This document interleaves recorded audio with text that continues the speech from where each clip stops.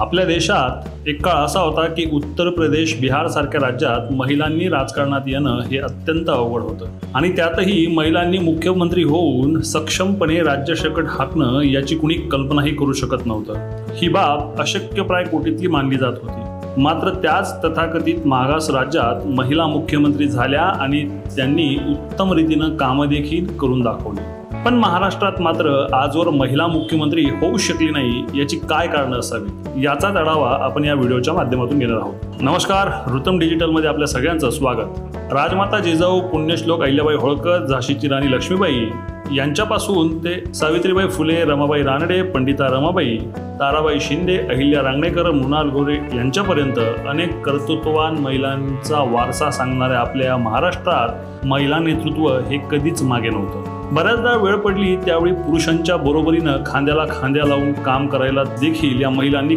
कधीच मागे पुढे पाहिलं नाही। पण ज्यावेळी राज्यव्यापी नेतृत्व तयार करायची वेळ यायची त्यावेळी स्वतःला शाहू फुले आंबेडकरवादी म्हणवणाऱ्या पुरोगाम्यांनी सुद्धा कधीच महिला नेतृत्वाला संधी दिली नाही। तसं पाहिलं तर महाराष्ट्रात पुरोगामीपणाचा निरर्थक डांगोरा पिटला जात नव्हता तोपर्यंत महिला सर्वच क्षेत्रात आघाडीवर होत्या असंच म्हणावं लागेल। दिल्लीच्या मुख्यमंत्रीपदी अतिशी मार्लेना यांच्या नावाच्या घोषणेनं राज्यात पुन्हा एकदा सुप्रिया सुळे आणि रश्मी ठाकरे यांच्या समर्थकांना मुख्यमंत्रीपदाचे स्वप्न पडू लागले। त्यातूनच राज्यात महिला मुख्यमंत्री पदापर्यंत का पोहोचले नाही याच्यात चर्चा घडून आणल्या जात आहेत। सध्या देशभरात 28 राज्यात फक्त 2 महिला मुख्यमंत्री आहेत। त्यात पश्चिम बंगालच्या मुख्यमंत्री ममता बॅनर्जी आणि दिल्लीच्या नवनिर्वाचित मुख्यमंत्री अतिशी मार्लेना यांचा समावेश आहे। 108 हुतात्म्यांच्या बलिदानानंतर महाराष्ट्र राज्याची निर्मिती झाली। त्यानंतर मराठवाडा, पश्चिम महाराष्ट्र, कोकण अशी मुख्यमंत्री पदाची माळ टप्प्याटप्प्यानं फिरत राहिली। त्यात कुठलाच स्त्री पुरुष असा भेदाभेद नव्हता, फक्त प्रादेशिकता हा एकमेव निकष होता। पण तरीही 36 जिल्ह्यांच्या आणि 355 तालुक्यांच्या क्षेत्रफळाच्या दृष्टीने देशातल्या तिसरा आणि लोकसंख्येच्या दृष्टीने दुसऱ्या मोठ्या राज्यात महिला मुख्यमंत्री मिळू नये ही शोकांतिका आहे। राज्याच्या मुख्यमंत्री पदावर नजर टाकली तर पहिल्यांदा मुख्यमंत्री पदाची शपथ घेणारे यशवंतराव चव्हाण दिल्लीत गेले। ती आपली जबाबदारी मारोतराव कन्नमवार यांच्याकडे सोपवून कन्नमवार अल्पायुषी ठरले। मग आले वसंतराव नाईक, त्यांनी बराच काळ सत्ता उपभोगली।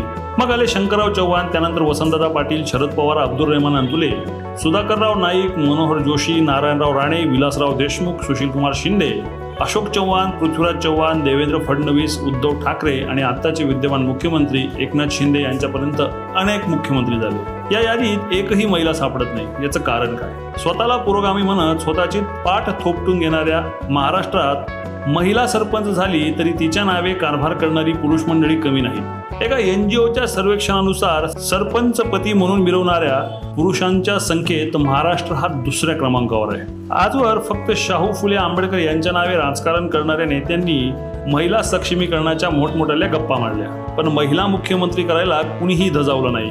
महिला सक्षमीकरण करण्यासाठी जाणता राजा म्हणून घेणाऱ्या नेत्यांनी महिला धोरण आणलं, पण महिला मुख्यमंत्री मात्र ते देखील करू शकले नाही। प्रधानमंत्री मोदींच्या सरकारनं कायदा पारित करून महिलांना राजकारणात 50% जागा आरक्षित केल्या आहेत। त्याची अंमलबजावणी होईपर्यंत वाट पाहणं हा एकमेव पर्याय आता हातात राहिलाय एवढंच आपण म्हणू शकतो। महाराष्ट्रात महिला मुख्यमंत्री का झाली नाही याची काही वेगळी कारणं तुम्हाला वाटत असतील तर ती कमेंट करून आम्हाला नक्की कळवा आणि पाहत राहा ऋतम मराठी।